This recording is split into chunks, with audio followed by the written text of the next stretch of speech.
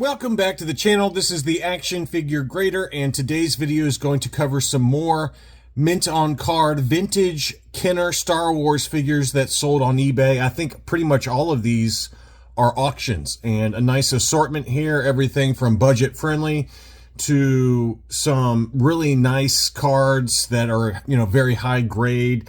And that Sise Fromm that Brian's Toys had, I think it was an AFA 70. We'll dig into that at the end of the video, but that price was pretty wild. I cannot predict what the prices are going to be for some of these items. So let's go ahead and dig in. I hope everyone is doing well and enjoying this holiday season.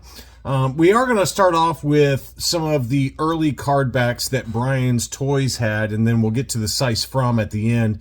I tried to put these in some semblance of order for a release date, but he had some mid-grade 12 backs that sold at auction. The first was a 12 back B Chewbacca graded AFA 75 plus, very clean example, and that one sold for $12.70. And pretty much all of these were within expectations, I think, for where we would probably expect them to go.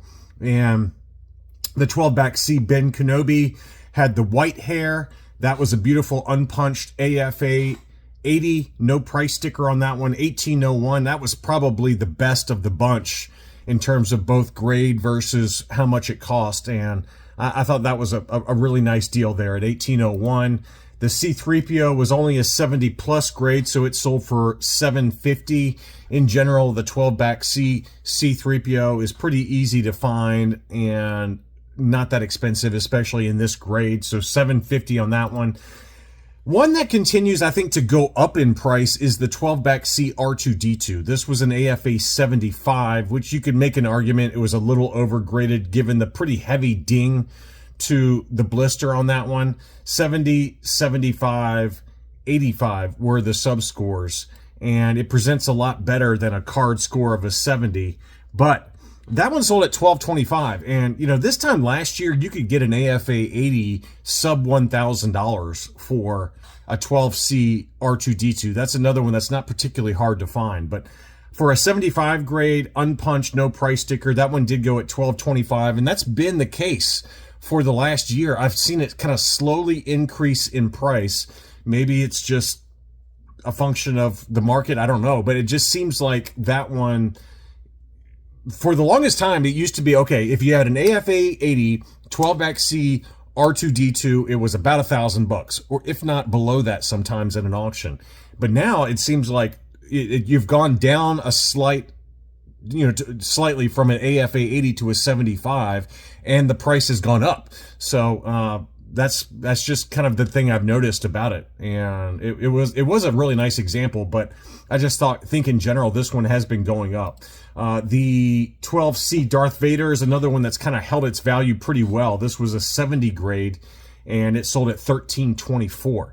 So Vader and R2D2 on the 12Cs seem to be commanding pretty big prices even in lower grade. Now this one was a made in Taiwan, so that does play a factor. It seems like the made in Taiwan 12 backs do command a little bit of a premium relative to the standard Hong Kongs. This seller had some pretty nice mint on cards across a wide range here in terms of condition, but this Hammerhead sold for $494.99. Pretty clean example, 21 back B.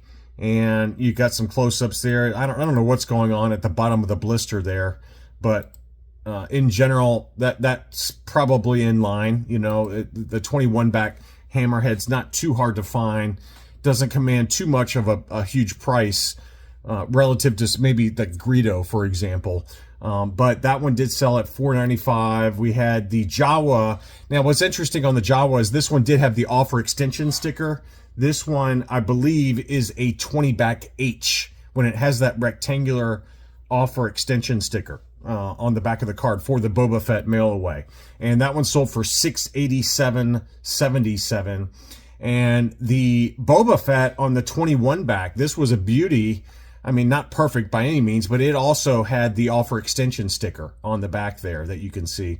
So a little bit harder to find. Obviously, the 21 back transition cards with the Bosk, where it actually has a circular Bosk extension sticker, that one is a little more expensive and very rare to find. But this Boba Fett, assuming that everything was legit on the seal looks a little weird at the very top there. You know, I don't know if it was just pressed too hard to cause that lipping around the entire edge of the seal or not, but it was a little bit of an odd seal from what I'm used to. But that one sold for $2,100, $2,100 on the 21 back Boba Fett. The C-3PO, this is a pretty common one. This one also had some kind of rough edges to it. You can see the creasing and other spots of wear on the card, but this one was a 31 back, and again, that's not a hard one to find, and given the damage to it, someone took a little munching out of it, so it looks like maybe some silver fish got into wherever this one was stored, so it caused some damage there at the bottom of the card. $179.50 on that one. This Leia was a 41 back E and also had a yellowed blister, so that kept the price down on that one. And, you know, in general, it was probably at about a 75 grade, it would be my guess on this one. So that kept the price down, though, between that and the yellowing. 302, I think, is a very fair deal, though. This was an interesting one, and congrats whoever got this. I did send this out to my Patreon supporters, and one of y'all bought that, so I just want to say thanks whoever bought this. But this was a very tough to find Unitoy apple-headed Yoda mint on card. This is a friend of mine that was selling it, so I knew it was a trusted seller. Card was not perfect by any means, but we've seen the apple-headed Yoda in high grade go for over $1,000. I think there was a UKG 85 that sold at auction from, it was either the Muffin Man or Treasures from the Attic, and it sold for over $1,000. It was around 1,100 US dollars that it sold for. And here we've got a mint on card example, so I thought the asking price of $550 was more than fair for what this was. This is the Unitoy's apple-headed Yoda, and really cool to see one of those mint on card. They don't show up mint on card very often. So $550 on that one. And it was also, you know, labeled a Unitoy apple-headed Yoda transition with the orange snake. So most of the apple-headed Yodas come with the brown snake, if memory serves. This is kind of the transition where certain examples still had the orange snake, but they were transitioning over to a brighter green head. So I don't know if that makes sense or not, but I used to have a transition apple-headed Yoda that I picked up from my buddy Dustin B, and that's how they labeled it, transition Yoda. So very cool. And on to Jada 34, they had two really nice tri-logos that sold at auction. The first one was a beautiful unpunched R2-D2 sensor scope, Palatoy tri-logo with the KB Toys price sticker. And I did get this question from somebody in the comments saying, hey, these were made in the Palatoy factory. Why would they have the KB Toys price sticker? Is that legit? And the answer is yes, they are legit. There are a number of tri-logos that will have that KB Toys price sticker.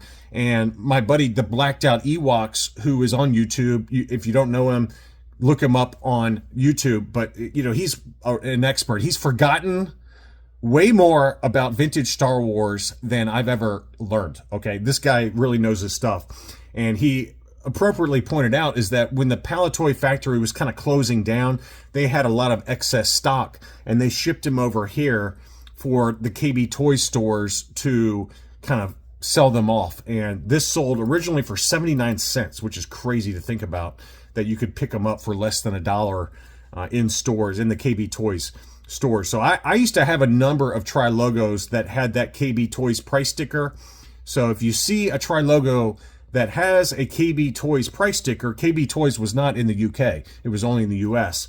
So don't be alarmed by that. It's very standard for these tri-logos to have the KB Toys price sticker. So that one sold for $455, probably about an 80 grade would be my guess.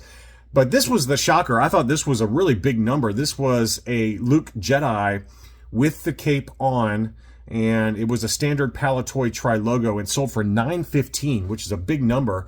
I had an AFA 80 or 85 that I picked up from the Biker Scout bunker back in the day, and it was, it was graded already, AFA 80, and that one sold for like $650 or so. So this one was ungraded and sold for $9.15. So a big number on that, but it was a beautiful example. Certainly an 80 grade would be my guess on that, just given the pristine nature of that blister. Really nice example. Then he also had some 77 backs that sold. This was a 77 back B with the Anakin offer for the Power Droid. Slightly yellowed blister, but unpunched, and that one sold for $204.07. The Chewbacca had the alternate image Rockstar Chewbacca. Flowing locks of hair, very similar to my haircut, and that one sold for $260. I thought that was a pretty good deal with a slight yellowing to the blister. And the Jawa was also yellowed on the 77 back. That sold for $295. The Jawa is a sneaky one that is very expensive on not only the Return of the Jedi card, but also on ESB card backs. And that one did sell for $295. Here was a Power of the Force Darth Vader. Did have some scuffing in the upper right-hand corner, but otherwise pretty clean card. Here's the back of the card there. Probably a low-grade 80 would be my guess on it. This one was from, let's see, exclusive Pop CC Shop COA that were purchased in a whatnot order. So originally they paid $1,020 for it, and it ended up selling for $568. So I would say that this is probably more in line with fair market value, the $568, given that it's ungraded. Now, an AFA 80 or 85, then you start getting into that $1,000 range, $900 to $1,000 range. So this was kind of an overpay, I think, for what that was. But you got to look at the date purchased. This was purchased back in 2023 when the market was super hot. The prices have come down since then. So $568. And that's pretty crazy when you think about it. Just what? That's 2.5 years later that you've gone from $1,020 from when this person bought it in a whatnot auction versus today that it sold for about, a little over half that price, 40% off that price. So the market has certainly corrected, and that's a pretty interesting sale. Finally, here is that Sise Fromm that sold from Brian's Toys, and I feel like it's a crapshoot as to guessing what Sise Fromm sell for. We've seen them go for loose, complete, ungraded, $1,200 this year to $700-800 for loose, complete, ungraded. We saw the first shot prototype head. Remember with the peach head that LCG's auctions had that was AFA graded and certified that sold for $1,100 for a first shot prototype peach head Sise Fromm. And then you get the standard retail release AFA 70, not the highest grade, and that one sold for even more at $1,552. So you just never know what you're going to get with prices for Sise Fromm and Tig Fromm, really. The prices are all over the map, and I think it just depends on the mood of the collecting community at the time. But that one did sell for $1,552. And that is all I've got for this edition of the Vintage Mint on Card Market Update. Thanks so much for watching. Don't forget to leave me a like if you enjoy the content. Thanks again, and I'll be back soon.